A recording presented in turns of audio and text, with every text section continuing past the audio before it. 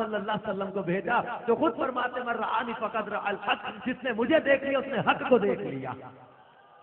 جو اللہ تعالیٰ کو پہچاننا چاہے، اللہ تعالیٰ کو پانا چاہے، اللہ کی معرفت حاصل کرنا چاہے، مصطفیٰ صلی اللہ تعالیٰ علیہ وسلم تک پہنچ جائے۔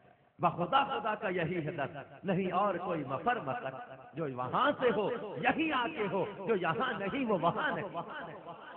سرکار دو عالم صلی اللہ علیہ وسلم کو اللہ نے روشن دلیل بنا کر بھیجا، سراپا معجزہ بنا کر بھیجا۔ ایک میں بالکل سادہ سی مثال کے ذریعے سمجھانے کی کوشش کرتا ہوں۔ یہ مسجد ہے اور میں کہوں یہ مسجد بہت پیاری ہے، تو حال دیکھو اس کا ڈیزائننگ، اس کا نقشہ اور اس کی تعریف کروں تو اس کا بنانے والا جو ہے وہ یہاں موجود ہو۔ اب بتائیں کہ اس کی مسجد کی تعریف سن کر اس کے دل میں خوشی ہوگی کہ نہیں ہوگی؟ اور اگر میں اس میں کچھ نقائص بیان کروں، یہ کہوں کہ اس میں فلاں خامی رہ گئی، فلاں نقص رہ گیا، فلاں چیز درست نہیں ہے، فلاں چیز درست نہیں ہے، تو جو اس کو بنانے والا ہے اس کے دل میں اس سے خوشی آئے گی؟ تو یہ خود بخود پیاری نہیں بن گئی نا، اور یہ خود بخود اس میں نقص نہیں رہ گیا، یہ خود تو بنی نہیں۔ اگر اس میں اچھائیاں میں بیان کر رہا ہوں تو اس میں اٹ مینز بنانے والے نے بہت اچھا بنایا ہے، اور اگر اس میں نقائص بیان کر رہا ہوں تو اٹ مینز بنانے والا یا تو فن میں ماہر نہیں تھا، یا اس نے اپنے فن کے ساتھ انصاف نہیں کیا، یا تو وہ ماہر نہیں تھا بنانے میں، اس کو مطلب اتنی جو ہے وہ مہارت نہیں تھی، یا پھر اس نے اس میں انصاف سے کام نہیں لیا۔ اب مصطفیٰ صلی اللہ تعالی علیہ وسلم کو جو کچھ دیا ہے، جتنا دیا ہے، کس نے دیا ہے؟ سرکار صلی اللہ علیہ وسلم کو کس نے بنایا؟ اب جو سرکار دو عالم صلی اللہ تعالی علیہ وسلم کی تعریف کر رہا ہے، اصل میں سرکار کی تعریف کے ساتھ ساتھ اس ان کے بنانے والے خالق کائنات کی تعریف کر رہا ہے، کیونکہ سر سے لے کر پاؤں تک تنویر ہی تنویر ہے۔ گفتگو سرکار کی قرآن کی تفسیر ہے۔ ارے سوچتی تو ہوگی دنیا مصطفیٰ کو دیکھ کر، ارے وہ مصور کیسا ہوگا جس کی یہ تصویر ہے۔ سرکار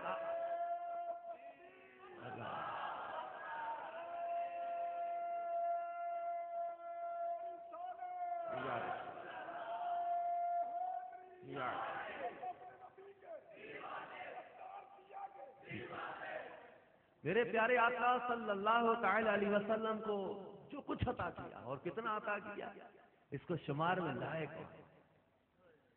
اس کو شمار کرے کون؟ غور تو کریں۔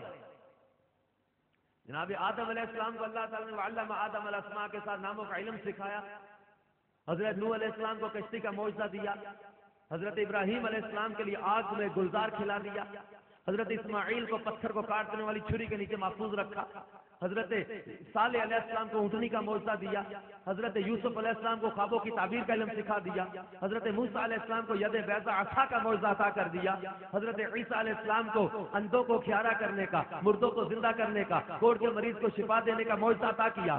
الغرض کسی نبی کو ایک معجزہ دیا، کسی کو 2 معجزے دیے، کسی کو 3 معجزے دیے، کسی کو 4 معجزے دیے، لیکن جب باری میرے اور آپ کے آقا و مولا امام الانبیاء سید الانبیاء صلی اللہ تعالی علیہ وسلم کی باری آئی تو ایک معجزہ نہیں، 2 معجزے نہیں، 3 معجزے نہیں، 4 معجزے نہیں، فرمایا قد جاءکم برہان من ربکم، بے شک آگے تمہارے رب کی طرف سے روشن دلیل، یعنی سراپا معجزہ، ان کے سر سے لے کر پاؤں تک انہیں سراپا معجزہ بنا دیا، ان کے بال معجزہ، ان کی پیشانی معجزہ، ان کی آنکھیں معجزہ، بینی اطہر معجزہ، لعاب دہن معجزہ، زبان اطہر معجزہ، لبھائے مبارکہ معجزہ، ان کے قدم معجزہ، ہاتھ معجزہ، انگلیاں معجزہ، ناخن معجزہ، سینہ معجزہ، ان کا پسینہ معجزہ، ان کے قدموں کی برکت سے ان کا مدینہ معجزہ۔ جذب القلوب الی دیار المحبوب میں علامہ شیخ عبدالحق محدث دہلوی لکھتے ہیں کہ کوئی کوڑ کا مریض مدینے جائے، مدینے کی مٹی چہرے پہ مل لے، اللہ اسے شفا عطا فرما دے گا۔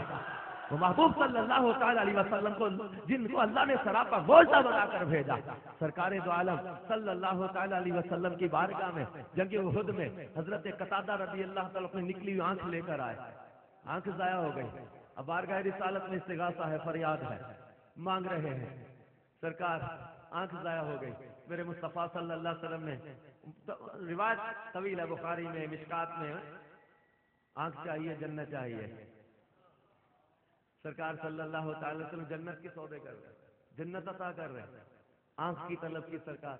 ہمارے بزرگ علماء بڑے پیارے انداز میں مفہوم بیان کرتے ہوئے کہتے ہیں، گویا یوں کہہ رہے تھے کہ سرکار جنت میں میرے آقا آپ کریم ہیں، اپنے کرم سے عطا کر دیں، اور آنکھ میں نے مانگی ہے میری طلب پر عطا فرما دیں۔ سرکار صلی اللہ علیہ وسلم نے لعاب دہن لگایا، آنکھ اپنی جگہ پہ رکھ دی۔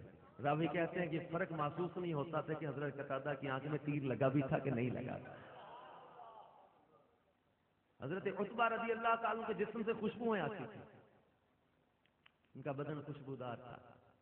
ام عاصم آپ کی زوجہ کہتی ہیں کہ ہم بہترین سے بہترین عطر منگاتے ہیں۔ خصائص کبریٰ کی دوسری جلد کے صفحہ 84 پر یہ حدیث ہے۔ ام عاصم کہتی کہ میں نے پوچھا عتبہ اتنا مہنگا عطر کہاں سے لاتے؟ میں تو سادہ تیل لگاتا ہوں، اتنا مہنگا عطر تو میں نہیں لگاتا۔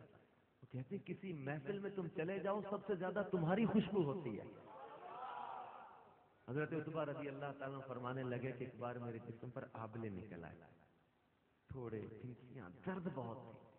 میں سرکار صلی اللہ علیہ وسلم کی بارگاہ میں حاضر ہوا۔ آئے بیمار تو ہر دکھ کی دوا دیتے ہیں،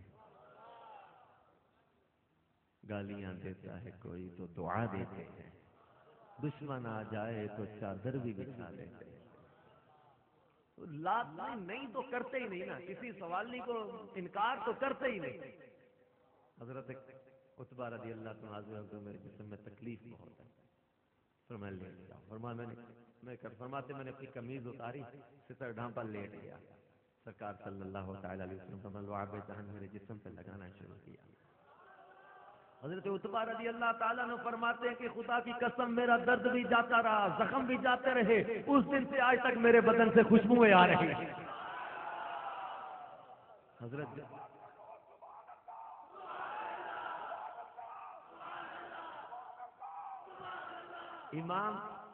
امام بخاری رحمۃ اللہ تعالی علیہ ایک واقعہ نقل کرتے ہیں، صحیح مسلم میں بھی حدیث ہے، مشکوٰۃ شریف میں یہ روایت ہے، دیگر بھی کتب حدیث میں اس طرح کا واقعہ ملتا ہے۔ امام بخاری رحمۃ اللہ علیہ روایت نقل کرتے ہیں کہ حضرت جابر رضی اللہ تعالیٰ عنہ نے اپنے گھر میں ایک چھوٹا سا بکری کا بچہ ذبح کیا، چند جو سے آٹا بنا کر چند افراد کے کھانے کا اہتمام کیا۔